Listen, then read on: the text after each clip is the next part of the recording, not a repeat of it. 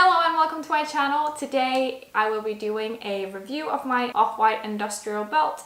I've had it for quite a while now and I've used it quite a lot, so I thought this was a good time to do a review of it. If you're interested in other off-white videos, I have them in my channel, so feel free to go check them out. Also, subscribe to my channel and click the little bell so you get notified every time I make a new video. I will be doing another styling videos of this off-white belt very soon, so stay tuned for that. So this belt has been like my go-to belt for pretty much when I bought it. I've been so in love with this belt. I love the yellow color. It goes with so many things. They have it in many different colors. I've been thinking of getting another color, but I can't decide which one I would want to get. But yeah, this is a yellow belt with black and this black stitching plus this red detail stitching in the middle. This belt is quite long. It is from the end to the end of the buckle. It is 2 meters, so that can be challenging at times, especially if you want to wear it as just a normal belt. It can be quite long and hard to put on. But otherwise, I don't really have any complaints. Some that I have noticed, let me open this up for you.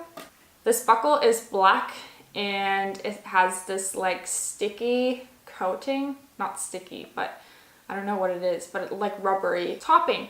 And from like pretty much early on when I started using this, it started peeling off here, so you can see like the metal from under, but I don't feel like that matters so much. I have similar stuff happening in the end of the belt. That's pretty much the only minus part, that the quality of the topping isn't that great, but otherwise I don't have any complaints. This belt is really good quality. I've been wearing this belt a lot and I don't have any like fabrics coming off or any breakage on the stitching or anything, so very happy about that. Also, at times I feel like this belt is too short, even though that's pretty impossible, but I really like to explore different styles with this belt because it's so long. There's so many different options that you can do with it. So yeah, sometimes I feel like they could make a 3 meter one.